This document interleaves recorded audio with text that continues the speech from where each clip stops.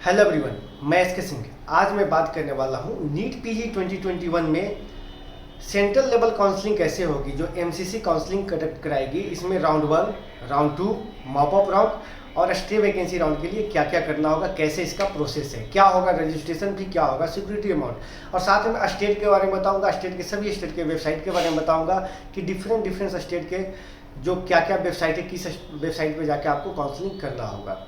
Security amount के बारे में बताऊंगा, कैसे काउंसलिंग प्रोसेस करना है, या स्टेप बाय स्टेप बताऊंगा। यदि आप नए हैं, लाइक कीजिए, सब्सक्राइब कीजिए सब, और साथ में बेल आइकन जरूर क्लिक करें। जो सेंट्रल लेवल काउंसलिंग होंगे, इनको 4 राउंड होंगे। फर्स्ट राउंड, सेकेंड राउंड और थर्ड राउंड को बोलते हैं mop up round, and fourth round को बोलते हैं स्टे वैकेंसी राउंड। ये कैसे होगी इसके बारे में बात करूंगा। और स्टेट के काउंसलिंग होती है, उसमें भी राउंड 1 होता है, राउंड 2 होता है, इसके बाद मॉप अप राउंड होता है और फिर स्टे वैकेंसी राउंड होता है।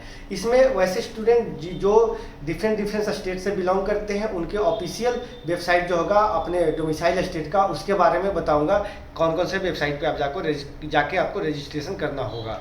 ठीक है, तो चलिए स्टार्ट करते हैं। स्टार्ट करने से पहले यदि आप नए हैं, लाइक कीजिए, सब्सक्राइब कीजिए और साथ में बेल आइकन जरूर क्लिक करें।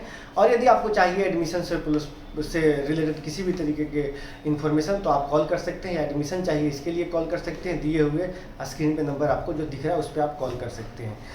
जो all India quota 50% central university और डीम्ड यूनिवर्सिटी के लिए जो काउंसलिंग होती है, उसको एमसीसी कंडक्ट कराती है। इसके लिए आपको पहले नंबर रजिस्ट्रेशन कराना होगा। जब आप काउंसलिंग करेंगे, इसके लिए एक डेट आएगा, इस डेट में आपको रजिस्ट्रेशन की डेट दी जाएगी।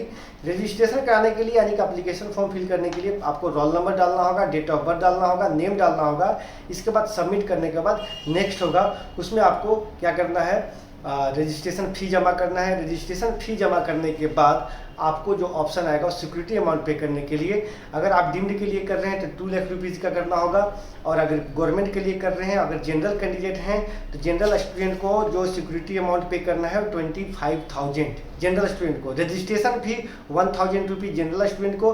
वहीं ओबीसी SC ST को रजिस्ट्रेशन फ़ी है वो 500 रुपीज़, और सिक्योरिटी अमाउंट 10,000 रुपीज़ पे करना है सिर्फ गवर्नमेंट सीट के लिए, और एमसीसी का ऑफिशियल साइट पे रजिस्ट्रेशन कराते वक्त।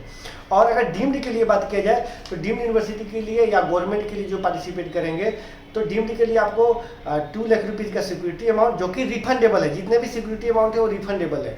और जो रजिस्ट्रेशन फी है वो 5,000 रुपीज़ है, जो कि नॉन रिफंडेबल है।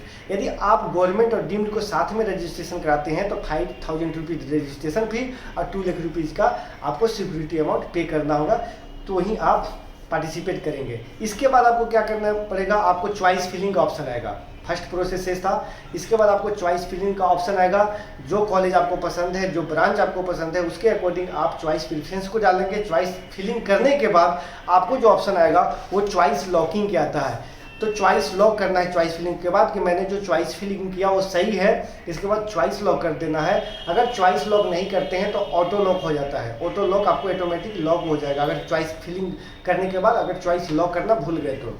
इसके बाद अगर बात किया जाए कि चॉइस लॉकिंग के बाद क्या होगा, आपको एक टेंटेटिव रिजल्ट मतलब मॉक अलॉटमेंट आएगा। मॉक अलॉटमेंट के बाद आप चाहें तो अपना जो सीट आपको मॉक अलॉटमेंट में लग रहा है कि मिलेगा, उसको आप इंटरचेंज भी कर सकते हैं। इसके बाद फाइनल रिजल्ट आएगा। रिजल्ट के बाद आपको एक डेट आएगा जिसमें आपको रिपोर्टिंग का डेट आएगा, यानी कॉलेज ज्वाइनिंग का डेट आएगा। उसमें आपको जाके कॉलेज ज्वाइन करना होगा। वैसे स्टूडेंट जिनको राउंड 1 में सीट मिल जाएगा, उन्हें अगर लगता है कि आपको ये सीट बेस्ट है तो आप उसको ज्वाइन कर सकते हैं। और जिन्हें लगता है कि हमें जो सीट मिला है, जो कॉलेज मिला है, इससे संतुष्ट नहीं है, तो आप राउंड 2 के लिए अपग्रेडेशन के लिए डाल सकते हैं। अब राउंड 2 में अपग्रेडेशन के लिए क्या करना होगा कि आपको रजिस्ट्रेशन करने की जरूरत नहीं है, जिन्हें राउंड 1 में सीट मिल चुका है और जो राउंड 1 में रजिस्टर्ड हैं। और वैसे स्टूडेंट जो राउंड 1 में रजिस्टर्ड नहीं थे, उन्हें फ्रेश रजिस्ट्रेशन करने के लिए राउंड 2 में फिर से ऑप्शन मिलेगा। अब यहाँ बात करते हैं कि जिन्हें राउंड 1 में सीट मिला और राउंड 2 में अपग्रेड करेंगे, और वैसे स्टूडेंट जो राउंड 1 में सीट नहीं मिला, वो बस चॉइस फिलिंग करेंगे राउंड 2 में फिर से, उन्हें रजिस्ट्रेशन करने की ज़रूरत नहीं है। ठीक है, अब बात करते हैं राउंड 2। राउंड 2 में कौन कौन से स्टूडेंट एलिजिबल हैं। वैसे स्टूडेंट जिन्हें राउंड 1 में सीट नहीं मिला, और वैसे स्टूडेंट जो राउंड 1 में रजिस्ट्रेशन किए थे लेकिन सीट नहीं मिला, वैसे स्टूडेंट जो सीट मिला और फ्री एग्जिट ले लिए, फिर भी वो एलिजिबल है, फ्री एग्जिट ले सकते हैं, राउंड 1 में फ्री एग्जिट ले सकते हैं, वो सभी स्टूडेंट एलिजिबल हैं। ठीक है, अब यहाँ पे बात करते हैं, क्या बात करते हैं यहाँ पे सेकेंड राउंड का। सेकेंड राउंड कैसे होता है, जिन्हें राउंड 1 में सीट नहीं मिला या फिर राउंड 1 में जो रजिस्ट्रेशन नहीं किए थे वो राउंड 2 में या फिर जो अपग्रेडेशन कराना चाहते हैं वो राउंड 2 के लिए एलिजिबल है। जो राउंड 1 में रजिस्ट्रेशन नहीं कराए थे वो राउंड 2 में फ्रेश रजिस्ट्रेशन करा सकते हैं। अब यहाँ बात करते हैं राउंड 2 के लिए वैसे स्टूडेंट जिन्हें राउंड 1 में सीट मिल गया था और राउंड 2 में अपग्रेड हुआ या अपग्रेड नहीं हुआ, यानी कि अपग्रेडेशन के लिए राउंड 1 में जो सीट मिला था उसे एनी हाउ ज्वाइन करना पड़ेगा, यानी कि उसका फी पेमेंट करने का पड़ेगा और ज्वाइन करने पड़ेगा, तभी आप राउंड 2 में अपग्रेड करेंगे। यदि मान लीजिए राउंड 2 में यदि आपका सीट अपग्रेड नहीं होता है, जो पहले सीट मिला था वही रह गया, तो राउंड 2 में आप सीटों को छोड़ नहीं सकते हैं। छोड़ेंगे तो आपको सिक्योरिटी अमाउंट है, अगर डीम्ड के लिए 2 लाख रुपीज़, गवर्नमेंट के लिए जनरल स्टूडेंट के लिए 25,000 रुपीज़, SC ST OBC के लिए 10,000 रुपीज़ जो सिक्योरिटी अमाउंट है वो जब्त कर ली जाएगी, यानी फॉरफिट कर ली जाएगी। वैसे स्टूडेंट जिन्हें राउंड 2 में यानी कि राउंड 1 में सीट नहीं मिला था, राउंड 2 में सीट मिला, तो उन स्टूडेंट को भी अगर सीट मिलता है तो उसे फ्री एग्जिट नहीं है। राउंड 1 में फ्री एग्जिट है लेकिन राउंड 2 में नहीं है, आपको सीट मिला उसे ऑप्ट करना होगा, अगर नहीं करते हैं तो सिक्योरिटी अमाउंट फॉरफिट कर लिए जाएंगे। अब यहाँ पे बात उठती है कि यहाँ पे जो गवर्नमेंट सीट के लिए काउंसलिंग होती है राउंड 1 और राउंड 2, इसके बाद आपको गवर्नमेंट सीट जो होती है, जो भी बच जाती है नॉन रिपोर्टिंग नॉन ज्वाइनिंग, वो स्टेट के रिस्पेक्टेड इंस्टीट्यूट्स को ट्रांसफर कर दी जाती है। अब यहाँ से जो मॉपअप राउंड होगा वो सेंट्रल यूनिवर्सिटी और डीम्ड यूनिवर्सिटी के लिए होगा। डीम्ड के लिए मॉपअप में पार्टिसिपेट करेंगे। अब डीम्ड यूनिवर्सिटी में कौन कौन से स्टूडेंट एलिजिबल हैं इसके लिए बात करते हैं। वैसे स्टूडेंट जिन्हें राउंड 1 में सीट मिला या राउंड 2 में सीट मिला, फाइनली बात करते हैं राउंड 2 का, जिन्हें राउंड 2 में सीट मिला और वो उस सीट को ऑप्ट नहीं किए तो उन्हें 2 लाख रुपीज़ का जो सिक्योरिटी अमाउंट था वो फॉरफिट कर लिया जाएगा। लेकिन अगर चाहते हैं कि मॉपअप राउंड में फिर से पार्टिसिपेट करें तो उन्हें फिर से फ्रेश रजिस्ट्रेशन कराने पड़ेंगे। यदि आप फिर से रजिस्ट्रेशन कराते हैं तो फिर से आप मॉपअप के लिए पार्टिसिपेट कर सकते हैं डीम्ड के लिए। अब यहाँ पे बात करते हैं डीम्ड में फिर से मॉपअप कराने के लिए आप चाहें तो जो स्टूडेंट राउंड 1 या राउंड 2 में रजिस्ट्रेशन नहीं करा पाए थे वो फ्रेश रजिस्ट्रेशन करा सकते हैं। इसके लिए फिर से विंडो ओपन होता है। मॉपअप में जो भी सीट मिलेंगे अब उसे सीट को ऑप्ट करना कंपलसरी है, अगर नहीं करेंगे तो फिर से आपको सिक्योरिटी अमाउंट फॉरफिट कर लिए जाएंगे। मॉपअप में जो भी सीटें बचती हैं कहीं ना कहीं हाई फी स्ट्रक्चर वाले ही डीम्ड में बचते हैं। अब मॉपअप के बाद स्टार्ट होता है stay vacancy round. Stay vacancy round क्या होता है, जो राउंड 1, राउंड 2 और मॉपअप के बाद जो भी सीटें बच जाती है वैकेंट, इसके लिए उस सीट को मॉपअप स्टे वैकेंसी राउंड के लिए ट्रांसफर कर दी जाती है रिस्पेक्टेड इंस्टीट्यूट्स को। इसको बोलते हैं स्पोर्ट राउंड या इंस्टीट्यूशनल लेवल काउंसलिंग। ये आपको कॉलेज लेवल काउंसलिंग होती है स्पोर्ट राउंड में, यानी कि 4th राउंड। ये आपको पर्टिकुलर कॉलेज में आपको जाना होगा, पता करना होगा कौन से कॉलेज में कितने सीटें हैं, कौन से ब्रांच के। इसके लिए आपको फिजिकली प्रेजेंट होना होगा। मान लीजिए डॉक्टर DY पाटिल पुणे में या KMC मणिपाल में सीटें हैं मेडिसिन के, तो आप मेडिसिन के लिए पार्टिसिपेट करना चाहते हैं तो आपको ऑल डॉक्यूमेंट के साथ DD के साथ आपको पहुंचना होगा फिजिकली। अब यहाँ पे सीटें कैसे मिलती है, यहाँ पे आपको फिजिकली प्रेजेंट होना होगा। जो NRI कोटे की सीटें जो बच जाती है उसको मैनेजमेंट में ट्रांसफ़र कर दी जाती है। कुछ कुछ कॉलेज होते हैं जहाँ मेरिट बेस पे ही सीटें मिलती है, लेकिन कुछ कुछ ऐसे कॉलेज होते हैं जहाँ फी स्ट्रक्चर काफ़ी हाई होता है, कॉलेज का क्वालिटी भी अच्छा होता है। वहाँ पे अगर आपका स्कोर बहुत अच्छा है और आप उसके टर्म एंड कंडीशन को फुलफिल नहीं करते हैं, मान लीजिए उस कॉलेज का NRI कोटे का फी 60 लाख था लेकिन उसको मैनेजमेंट में 40 लाख में कन्वर्ट कर दी गई और आपको उससे उस समय आपको D पार्ट का भी डिमांड करेंगे, जो उनको टर्म एंड कंडीशन होगा, जो फी के लिए डिमांड करेंगे और आप अगर उस डिमांड को देने के लिए सक्षम नहीं है और आपसे कम नंबर वाला स्टूडेंट देने के लिए सक्षम है तो वो आपको सीट ना देके उनको दे देंगे। ये होता है स्टे वैकेंसी राउंड। अब ये मैंने आपको स्टे वैकेंसी तक आपको पहुंचा दिया। अब यहाँ पे एक पॉइंट और आता है कि इस बार MCC जो काउंसलिंग कंडक्ट कराएगी सेंट्रल लेवल काउंसलिंग, इसमें DNB भी आएगा और MSMD का जो गवर्नमेंट सीट है, डीम्ड के सीट है और सेंट्रल यूनिवर्सिटी का सीट है, ये सब ऐड होंगे। तो इसमें काउंसलिंग थोड़ा सा कॉम्प्लिकेटेड हो जाएंगे, तो इसमें आपको समझ बूझ कर काउंसलिंग करना होगा, हर एक इन्फॉर्मेशन लेना होगा, तभी आपको एक सीट मिल सकती है। बहुत सारे स्टूडेंट चाहते हैं कि हमें MSMD का फर्स्ट प्रायोरिटी में रखते हैं, सेकेंड प्रायोरिटी में DNB को रखते हैं, तो इस कंडीशन में आपको चॉइस फिलिंग बहुत अच्छा रोल अदा करेगा। अगर चॉइस फिलिंग में थोड़ा सा मिसिंग है तो जो सीट आपको मिल सकती थी वो सीट आपके हाथ से निकल सकती है, या फिर जो बेस्ट कॉलेजेस मिल सकते थे वो आपको निकल सकते हैं। इसके बाद अब बात करते हैं ऑल इंडिया का काउंसलिंग हो गया, फिर इसके बाद स्टेट का होगा। स्टेट के डिफरेंट स्टेट के अलग अलग ऑफिशियल साइट पे आपको काउंसलिंग के लिए रजिस्ट्रेशन कराना होता है। जैसे ऑल इंडिया कोटे के लिए रजिस्ट्रेशन कराए MCC की साइट पे, तो इसके लिए कौन कौन से ऑफिशियल साइट है, कौन कौन से स्टेट के, इसके बारे में बात करूंगा। और जितने भी ओपन स्टेट है उस ओपन स्टेट में इंडिया के सभी स्टूडेंट एलिजिबल है, इसके बारे में भी मैं बताऊंगा।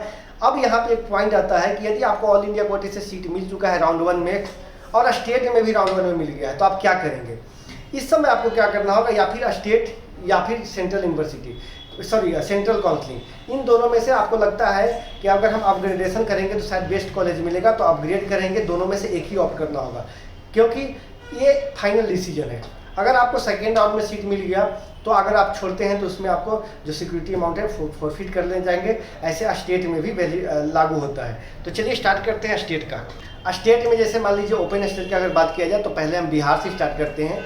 बिहार का जो ऑफिशियल साइट है वो है आपको www. अगर जो स्टूडेंट बिहार से पीजी करना चाहते हैं, एनी हाउ पीजी करना चाहते हैं, इसके लिए आपको बिहार के ऑफिशियल साइट पे जाकर रजिस्ट्रेशन कराना होगा। यदि आप गवर्नमेंट के लिए कर रहे हैं तो जो यूजी बिहार से किए हैं वो एलिजिबल है, या फिर जो प्राइवेट के लिए करना चाहते हैं वो इंडिया के सभी स्टूडेंट एलिजिबल है। बिहार के लिए जो सभी स्टेट के बताने वाला हूँ, बिहार के लिए जो ऑफिशियल साइट है वो www.bcecboard.bihar.gov.in पे जाके आपको रजिस्ट्रेशन कराना होगा। उत्तर प्रदेश की बात किया जाए तो उत्तर प्रदेश का जो है www.upneet.gov.in पे जाके आपको रजिस्ट्रेशन कराना होगा। इसके बाद जो स्टेट आपका नेक्स्ट आता है वो है आपका कर्नाटका। कर्नाटका का जो ऑफिशियल वेबसाइट है वो है www.ka.nic.in पे जाकर आपको रजिस्ट्रेशन कराना होगा, तभी आप उस स्टेट के लिए पार्टिसिपेट करेंगे। छत्तीसगढ़ के लिए है www. ये आपको स्क्रीन पे भी दिख रहा होगा www.cgdgme.co.in पे जाकर रजिस्ट्रेशन कराना होगा। पंजाब के लिए www.bfuhs.ac.in पे कराना होगा। वेस्ट बंगाल के लिए है आपको www.wbmcc.nic.in पे। त्रिपुरा के लिए www.dmetripura.nic.in। महाराष्ट्र के लिए है आपको www.dmer.org.in पे आपको जाके रजिस्ट्रेशन कराना होगा। इसके बाद जो अगला जो है महाराष्ट्र के बाद वो है आपको महाराष्ट्र के बाद जो अगला स्टेट है वो मध्य प्रदेश। मध्य प्रदेश का जो ऑफिशियल वेबसाइट है जहां आप रजिस्ट्रेशन कराएंगे वो है www.dme.mponline.gov.in। केरला की बात किया जाए तो इसका है www.cwkerala.gov.in। हिमाचल प्रदेश का है www.hpsimla.in। तमिलनाडु का है www.tnhealth.org। हरियाणा के लिए है www.uhsuggadmission.in। आंध्र प्रदेश के लिए है www.apmedco.in, यानी कि apmedco.com। इसके बाद है जो नेक्स्ट जो है वो है आंध्र प्रदेश के बाद जो है स्टेट है वो है आपको दिल्ली। दिल्ली का है www.fmsc.ac.in। झारखंड के लिए है www.jceceb.jharkhand.gov.in। इसके बाद आसाम के लिए है www.dmeassam.gov.in। उत्तराखंड के लिए है www.hnbumumu.ac.in।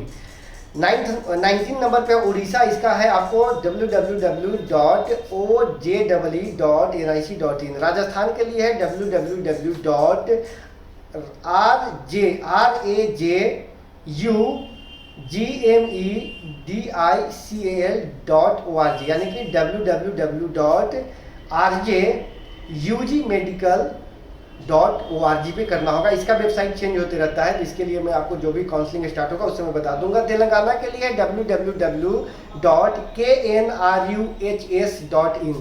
जम्मू एंड कश्मीर के लिए www.jakbopw.org। वहीं सिक्किम के लिए www.asmu.edu.in, या फिर सिक्किम के लिए एक और www.sikkim.hrdd.org। गुजरात के लिए है www.medgujarat.nic.in। पुडुचेरी के लिए है www.centeconline.in। इसके बाद है अगला जो है आपको पुडुचेरी के बाद जो है ऑफिशियल वेबसाइट वो मैं आपको बता देता हूँ, क्योंकि आप लोगों को माइंड में फिक्स रहे। इसके बाद जो भी है सिक्किम के बाद पुडुचेरी बताया। पुडुचेरी के बाद जो भी स्टेट बच चुके हैं इसके लिए आप कमेंट बॉक्स में कमेंट करके पूछ सकते हैं, आप कॉल कर सकते हैं, आपको प्रॉपर बता देंगे। अब यहाँ बात करते हैं स्टेट काउंसलिंग के बारे में। स्टेट के जब काउंसलिंग करेंगे तो राउंड 1 होगा। राउंड 1 के बाद जो भी अलॉटमेंट होगी, पहले रजिस्ट्रेशन कराना होगा, जो मैंने प्रोसेस बताया, रजिस्ट्रेशन कराएंगे, इसके बाद सीट अलॉट होगी, अलॉटमेंट के बाद क्या होगा, सॉरी रजिस्ट्रेशन कराएंगे, इसके बाद चॉइस फिलिंग करेंगे, चॉइस लॉकिंग करेंगे, इसके बाद सीट अलॉट होगा, सीट अलॉटमेंट के बाद यदि आपको सीट मिल चुका है तो चाहे तो आप राउंड 2 के लिए अपग्रेड कर सकते हैं, या फिर आप जो सीट मिला उसको ऑप्ट कर सकते हैं, या फिर जो स्टूडेंट राउंड 1 में सीटें जिनको नहीं मिला, या फिर जो राउंड 1 में सीट रजिस्ट्रेशन नहीं कराए थे, वो कुछ स्टेट में फिर से राउंड 2 के लिए फ्रेश रजिस्ट्रेशन का ऑप्शन ओपन होता है। लेकिन कुछ ऐसे स्टेट हैं जहां राउंड 1 के रजिस्ट्रेशन के बाद राउंड 2 में फ्रेश रजिस्ट्रेशन नहीं करा सकते। इसके लिए आपको पूरा ध्यान देना होगा, बारीकी से ध्यान देना होगा कौन कौन से स्टेट जो है सिर्फ राउंड 1 में ही रजिस्ट्रेशन कराती है। जैसे में कर्नाटका हो गया, मध्य प्रदेश हो गया, और भी ऐसे स्टेट हैं। कुछ ऐसे स्टेट हैं जहाँ की आपको अपग्रेडेशन के सिस्टम स्टे वैकेंसी तक चलता है, जैसे महाराष्ट्र हो गया। आपको यदि राउंड 1 में सीट मिला और राउंड 2 में चाहते हैं अपग्रेड कराने के लिए तो कर सकते हैं, लेकिन राउंड 2 में सीट मिला अगर स्टेट में भी तो कुछ स्टेट में आपको सिक्योरिटी अमाउंट जो है वो फुलफिल कर ली जाएंगी। तो इसको भी आपको ध्यान देना है। हर एक स्टेट का अलग रजिस्ट्रेशन फी होता है, हर एक स्टेट का अलग सिक्योरिटी अमाउंट होता है। कुछ स्टेट का तो जीरो सिक्योरिटी अमाउंट होता है, बस रजिस्ट्रेशन फी होता है। तो बाकी मैं वीडियो में आप लोगों को बताने की कोशिश किया ताकि आप काउंसलिंग में डाइवर्ट ना हो। जी हाँ दोस्तों, बाकी यदि आप लोगों को वीडियो पसंद है लाइक जरूर करें, ज़्यादा से ज़्यादा शेयर करें। आज के वीडियो में इतना ही। Thanks for watching.